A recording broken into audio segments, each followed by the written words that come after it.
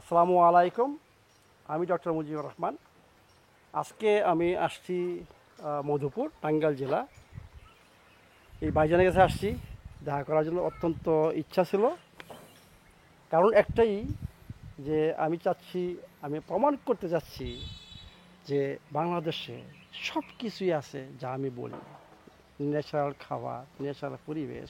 আমি আপনাদেরকে সবসময় বলি, ই connect yourself with nature. এই জন্যই আমি ভাইয়ের কাছে আসছি। তো ভাই, আপনি একটা পরিচয়টা দেন। আমি মোহাম্মদ সানোয়ার হোসেন। একটা কৃষক পরিবারে আমার জন্ম। আমি ইংরেজি বিষয়ে বিএ পাশ করে শিক্ষকতায় জয়েন করি। 4.5 বছর শিক্ষকতা জয়েন করার পর আমি যখন দেখলাম যে আমি ভুল রাস্তায় হাঁটতেছি, তখন আমি সুন্দরভাবে চাকরিটা ছেড়ে দিয়ে আমি কৃষিতে আসি। কারণ আমি বিশ্বাস করি এবং আমি জানি যে পৃথিবীতে যদি কোনো সুন্দর পেশা থাকে এটা কৃষি পেশা, আর শান্তির যদি কোনো পেশা থাকে ওটা কৃষি পেশা। তো কত বছর যাবত আপনি এখানে আসলে কত বছর বলবো কি, এটা তো আমার সেই দাদার বিটা। আমি জন্মের পর থেকেই আমরা কৃষির সাথে জড়িত। বললেন হ্যাঁ, ওই যে মাঝখানে কিছুদিন লেখাপড়া ছাড়ার পরে আমি 97 সন থেকে কৃষিতে, একেবারে ডাইরেক্ট 97 সন থেকে কৃষিতে আসি। তখন সকলে আমাকে বলছে একটা লোকটা পাগল হয়েছে, চাকরি বাদ নাকি মানুষে কৃষি কাজ করে নাকি। আমি ভাবলাম যে না। আচ্ছা, কি দিয়ে আপনি আরম্ভ করছেন? আসলে আমি গতানুগতিকভাবে প্রথম শুরু করি আনারস দিয়ে। আর আনারস কি, আর আমি সব প্রথমে শুরু করি, আমি যখন কৃষিটা শুরু করি তখন কৃষিতে কীটনাশকের ব্যবহারটাও শুরু হয়। তখন আমি একটা করলাম যে কৃষিটা করতে হবে প্রকৃতির সহযোগিতা নিয়ে। আমি যদি কীটনাশকের সহযোগিতা নিয়ে কৃষি করি তাহলে তো আমি লাভবান হতে পারবো না। তখন থেকে আমার সংগ্রামটা শুরু হয় প্রকৃতির সহযোগিতায় কৃষি। এর মানে আপনি আনারস দিয়ে আরম্ভ করেছেন, তাই জি না? জি জি। এখন এই পর্যন্ত মনে করেন আপনার এখানে কি কি হচ্ছে? এখন আমি আপনাকে একটা কথা বলি। আমার এখানে মধুপুরের মাটিটা এমন একটা মাটি, এখানে কি হয় না এটা বলবেন? আমি যা করতে চাই এখানে তাই হয়। আমি না শুধু, আমরা এখানে যা করতে চাই এখানে তাই হয়। আপনি এই যে একটা দেখেন, এই যে একটা সজনা দেখেন, এটাকে বলা ট্রি অফ লাইফ। হ্যাঁ, আর এই যে মাটি দেখেন পাতাটা ঢেকে রাখছে, এগুলা কন্দাল ফসল, যত মশলা জাতীয় ফসল আছে এখানে আছে। এই যে দেখেন, এই যে আমার গরুর ফার্ম আছে, এই যে দেখেন এই যে বরুই গাছ আছে, বরুই গাছ আছে। আর এই যে সবচেয়ে যে জিনিসটা পানি হইলো কফি। আগে মানুষে মনে করতো কফি কি, এটা এই সম্বন্ধে আমি একটা বলতেছি। দেখেন, আপনারা জানেন যে আপনারা কফি আমাদের সেলসিয়া থেকে কিনেন। এই কফি আমি থাইল্যান্ড থেকে পাঠাই আপনাদের জন্য। হ্যাঁ, কিন্তু যে কফিটা আমি চাচ্ছি ওইটা থাইল্যান্ড তৈরি করে না, ভিয়েতনাম তৈরি করে না। ওনার কাছে আসার পর আমি ঠান্ডা হয়ে গেলাম যে এইখানে কফিও হয়। এর মানে কি, আমরা একটা গ্রেট সোর্স, মানে একটা পাইতে পারি যে গ্রিন কফি। আপনারা জানেন না যে গ্রিন কফি যে কতটুকু ইম্পর্টেন্ট। এটা একটা স্ট্রং অ্যান্টি অক্সিডেন্ট, এবং ওয়েট ম্যানেজমেন্টের জন্য গ্রিন কফি এক্সট্রাক্ট ঔষধিভাবে ব্যবহার হয়। এটা অনেক দাম।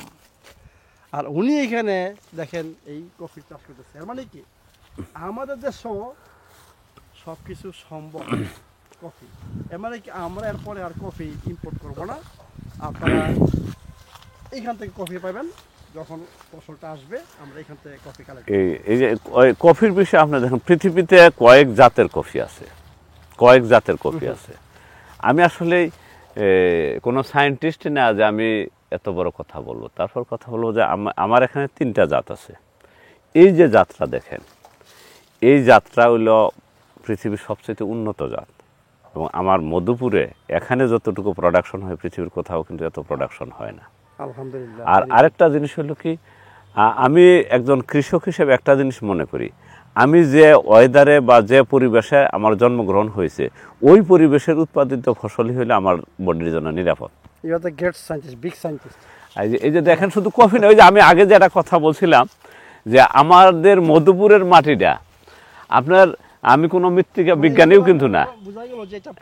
হ্যাঁ, শুধু কফি না, এই যে দেখেন এই যে আমলকি গাছ, এই যে আমলকি, এই যে কলা, এই কলাটা আমি আপনাকে দেখাবো। এই যে দেখেন, এই যে বেল গাছ, এটা বেল গাছ।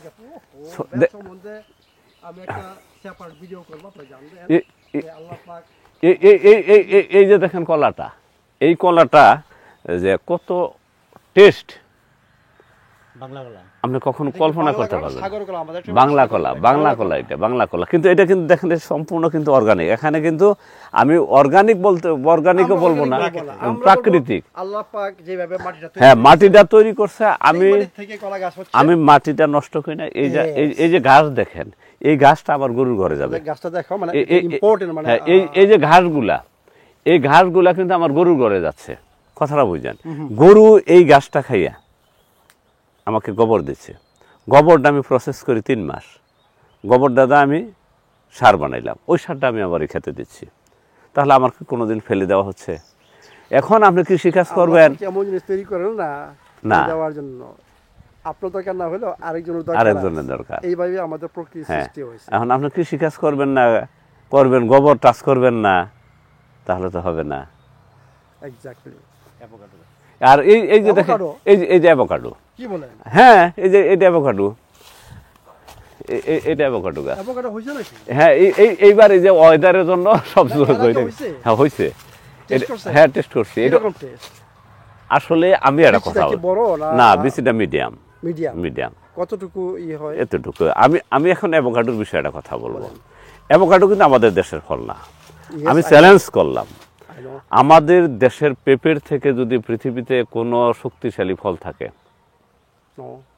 কারণ পেঁপে এমন একটা ফল দেখেন, খালি পেটে খাওয়া যায়, ভরা পেটে খাওয়া যায়, কাঁচা খাওয়া যায়, পাকা খাওয়া যায়। এত সুন্দর এটা ফল, অ্যাভোকাডো কিন্তু এই পাওয়া যাবে? আপনি কিন্তু আমার চেয়ে বেশি দেখেন না না না, তা না, না না, না রিয়েলি আমি ঠান্ডা হয়ে গেছি না, না। যে আমি পেঁপে বলি পেঁপে শুনেন পেঁপে আনারস আমি হ্যাঁ। ওকে বলছি আমার যদি এই দুইটা ফল থাকে আমার শরীরে এনজাইমের ডেফিসিয়েন্ট মানে ডেফিসিয়েন্ট না, কোনো দিনই না। বুঝছেন পেঁপের মধ্যে কি রয়েছে পাপাইন হ্যাঁ, একটা অত্যন্ত ডাইজেস্টিভ এনজাইম বুঝছেন আমি পেঁপে পাতা রিকমেন্ড করি আপনার কাছে আচ্ছা, বলছেন পেঁপে এই যে বেল দেখেন, একটা আসলেই যে জিনিসটা হলো, কৃষিটাকে আমি ভালোবাসি। তো ভালোবাসার মধ্যে কিছু পার্থক্য আছে, কিন্তু একেবারে মন দিয়ে ভালোবাসা আছে না, আমি মন দিয়ে ভালোবাসি। এই যে দেখেন মনটা ভালো না বাসছেন তাহলে কিন্তু এতটা আপনি এই যে দেখেন বেল, এই যে দেখেন বেল, ওরে বাপ রে বাপ এই যে দেখেন বেল, এত বড় বেল এত বড় বেল, এই বেলটা হ্যাঁ এই যে বেল, এই বেল আমি দেখেন, রিয়েলি থান্ডার যত বড় বেল ন্যাচারাল বেল আমি এখন এই যে আপনাদেরকে দেখেন বেল। বলছি এই যে যে এই এখন- বেল নিয়ে এই বেল নিয়ে আমি একটা সেপারেট ভিডিও করব স্পেশাল ভিডিও করব আপনারা জানবেন যে এটা আল্লাহ পাকের নিয়ামত এই ভিডিওটার পরে আমি একটা সেপারেট ভিডিও করব জানতে পারবেন যে কিসের জন্য দেখেন বাংলাদেশে- এই কিসের জন্য বাংলাদেশে এই বেল হয় আপনি জানতে পারবেন যে কিসের জন্য আল্লাহ পাকের নিয়ামত এই যে বেলটা, এই যে বেলটা, এটা কত বড় উপকারী জিনিস। এটা নিয়ে এখন আমরা খাবো না, একটা ভিডিও হবে এখন আমরা খাবো অনেকে না। জানতে পারবে যে বেল কি জিনিস এটা নিয়ামত বলা তো হয় এই যে দেখেন, এই যে আল্লাহ আপনার বেল নিয়ামত। তো বড় হলে কি হবে আমি তো বড় বলতে না, এটা জাতের মধ্যে পার্থক্য আছে। বেলি বেল এটা আমার এখানে বিভিন্ন জাতের বেল আছে। আমার এই জায়গাটায় কফিকে শেড দিতে হয়, কফিকে শেড দেওয়ার জন্য আমি বেল গাছ আর ওষুধি গাছ লাগাই দিছি। আমি সবসময় বলি ওই যে আমি যখন থাইল্যান্ডের কিং প্রজেক্টে যাই হ্যাঁ। আমি জিজ্ঞাসা করলাম যে তোরা তো কোনো কিছু এটা সিরি, না কোনো কিছু ইউজ করছ না আমরা কিসের জন্য প্রকৃতির মধ্যে একটা আর একটাকে প্রোটেকশন হ্যাঁ। আমি এর আগে জানতাম না আমি কি আমি দেখছি অনেক গাছ লাগাইছি আমি এগুলো ফাংশন কি এইটা ওকে প্রোটেক্ট করবে আমি অবশ্যই। যে মানুষের জ্ঞান মানে এটি যে আমরা এই নিয়ে প্রকৃতির স্টাডি করি না আমরা কি করি ওই 2 নম্বরে বুঝছেন আমরা করবো কি, এই যে ফুল আসতে আসতে দেখেন এইটারে শুরু করে দেবো যে 12 মাসি বেল, 12 মাসি বেল, কথা বুঝেন দেন। কিন্তু আসলে প্রত্যেকটা জিনিস একবারই আসে, একটা গাছে 2 বার আসে না। ওই আমরা নানান একটা তার মধ্যে একটা জিনিসকে প্রকৃতিকে শাসন করতে গেলে প্রকৃতি কিন্তু নিজেকে শাসন করে দিবে। আচ্ছা এখানে কি অন্য কোনো কিছু আছে না, এখানে ভিডিওটা কারণ লং ভিডিও মানে খুব একটা দেখতেছেন আমরা পরে কন্টিনিউ করবো এখন তো মানে কলা আমরা দেখলাম বেল দেখলাম আভোকাডো দেখলাম হ্যাঁ, হ্যাঁ, হ্যাঁ। কফি দেখলাম এখন আমরা আনারসের ওখানে যাব। বন্ধুরা